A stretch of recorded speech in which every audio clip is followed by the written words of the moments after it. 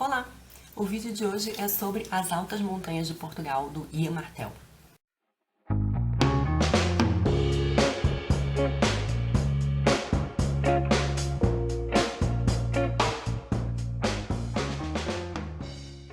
Esse livro me foi indicado pela editora Tordesilhas e eu fiquei muito empolgada quando eu vi que se passava em Portugal. E porque eu acho que eu li poucos romances contemporâneos que se passam em Portugal. Eu gosto muito de autores portugueses, mas eu li muita coisa, muito pouca coisa contemporânea que se passa em Portugal.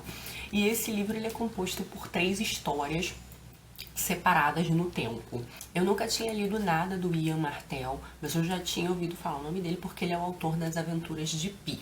Aquele livro que virou filme e que também deu uma polêmica porque o autor foi, apesar de muito premiado, né, As Aventuras de Pi foi muito premiado, o autor foi acusado de plágio, né, ele foi acusado de plagiar um conto do Moacir Scliar, o nosso escritor aqui.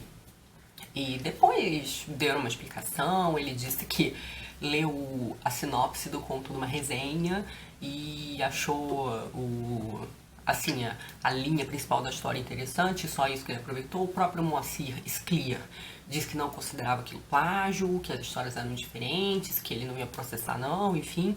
No fim das contas, parece que o Ian Martel botou um agradecimento ao Moacir na apresentação do livro.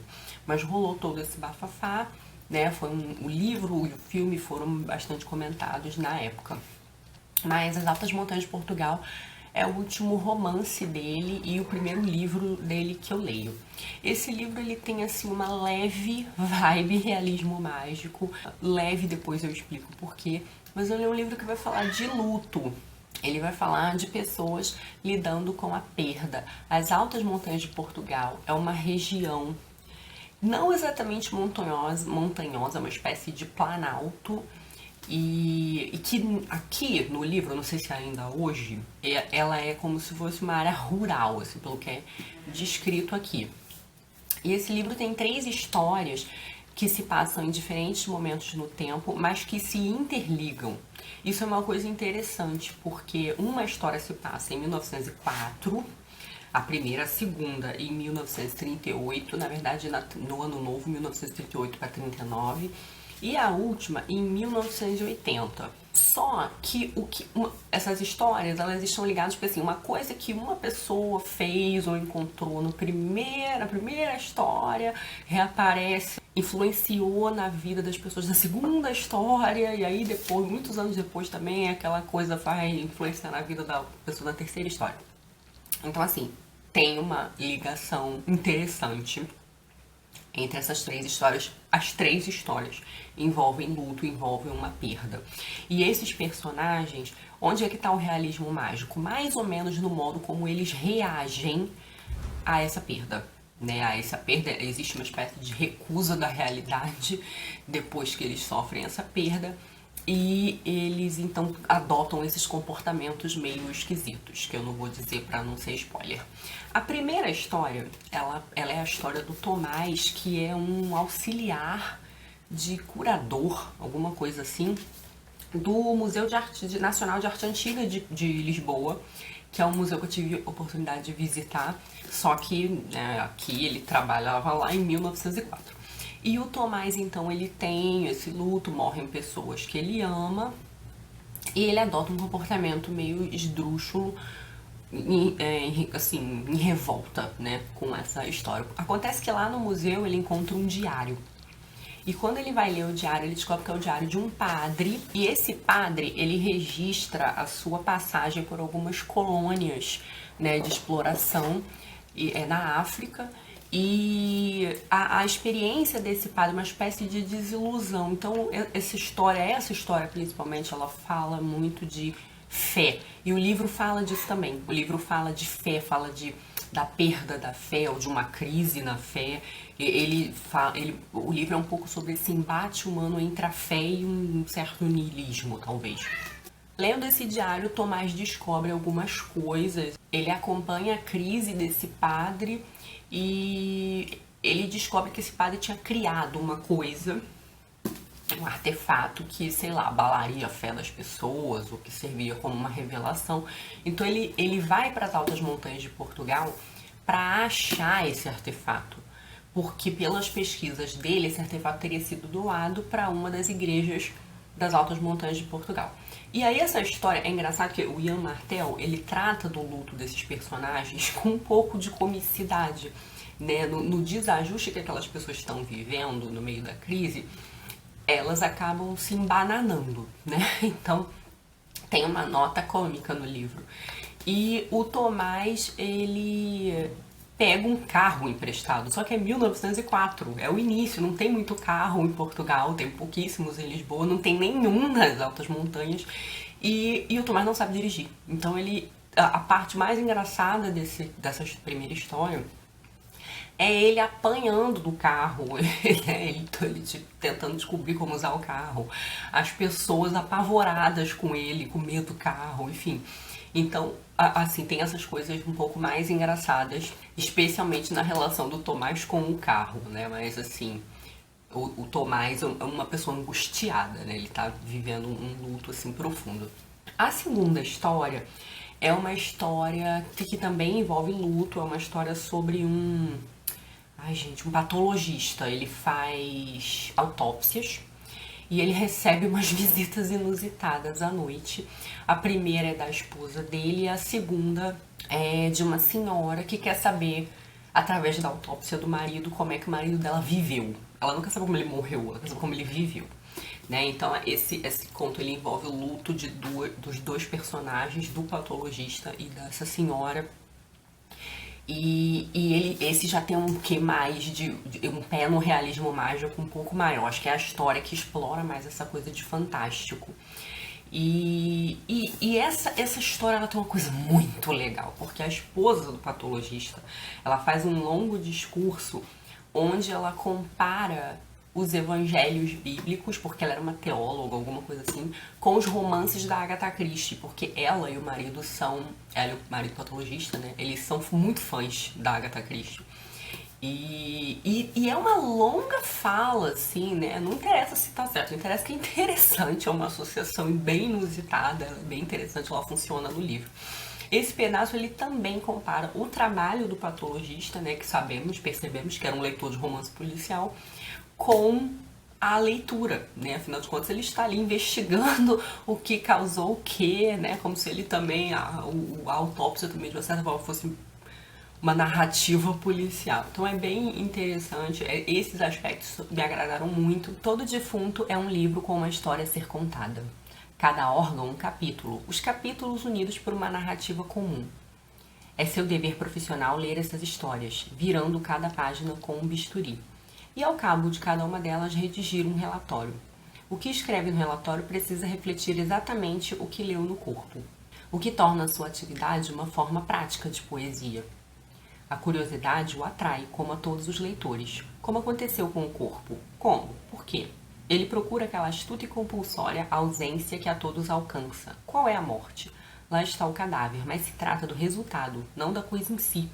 Quando localiza um linfonodo enormemente aumentado ou um tecido anormalmente rugoso, sabe que está firme no encalço do rastro da morte. Que curioso, porém, a morte vem disfarçada de vida, uma massa exuberante de células anômalas. Ou, como um assassino, ela deixa uma pista, uma prova concreta, o entupimento esclerótico de uma artéria, antes de sair de cena. Sempre se depara com a marca da morte quando ela acabou de dobrar a esquina e a bainha de sua veste desaparece, como um débil cicio. Nessa história, e acho que é onde o fantástico também é usado de modo mais dramático, assim. Então é bem comovente assim, o modo como ele aparece nessa segunda história.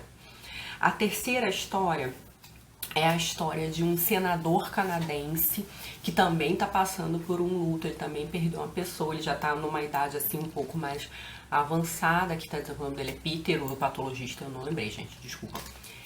E o Peter, ele tá assim, num momento já mais de 60 anos, filhos criados, em crise inclusive, porque o filho tá se divorciando, e ele tá meio que numa espécie de embotamento. E por conta de uma viagem a trabalho, ele acaba vivendo uma coisa muito inusitada que ele não esperava, que é uma conexão com um chimpanzé, né? Ele encontra um chimpanzé, ele e esse chimpanzé parece que se ligam, eles parecem que tem uma conexão, e ele decide adotar esse chimpanzé. Na verdade, ele compra o chimpanzé. E a história são as aventuras de Peter e seu chimpanzé Odo.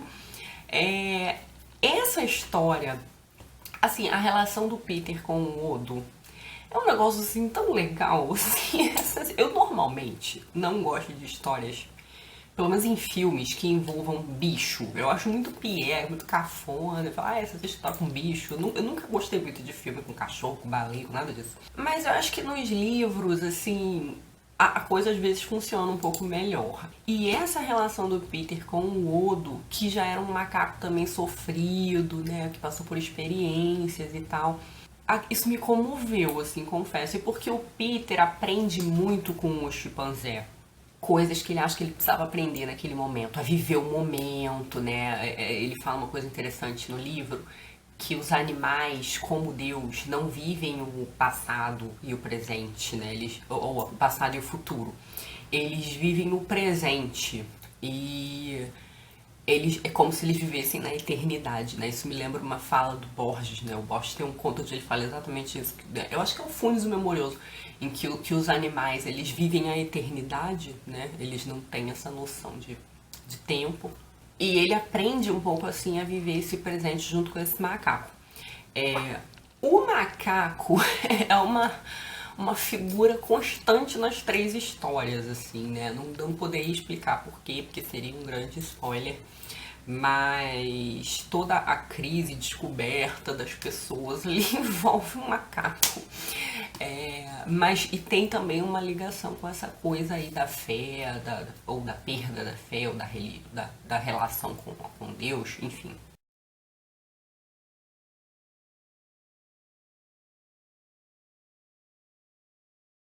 Então, assim, eu gostei do livro, a minha nota pra ele foi 3,5 estrelas. E aí eu vou dizer por quê, né? Por que eu não dei 5 estrelas pra ele? Mas assim, coisa pouca. Em primeiro lugar, porque eu acho que as 3 histórias, elas não se equivalem, assim, pelo menos não pra mim, no interesse, assim, ou na construção. Eu acho que a segunda história ela é muito legal, mas ela tem longas descrições de biomédicas e do trabalho do patologista que quebra um pouco o ritmo dela. Ela acaba tendo muita. É uma história em especial que tem muita descrição e ela tem longas quebras. Primeiro é a longa descrição do trabalho do patologista, depois é a longa fala da esposa sobre os romances policiais, até que finalmente vem a parte mais louca, fantástica da história. A primeira história, pra mim, é a que tem mais problemas. Ela tem um problema de solução de enredo, eu acho.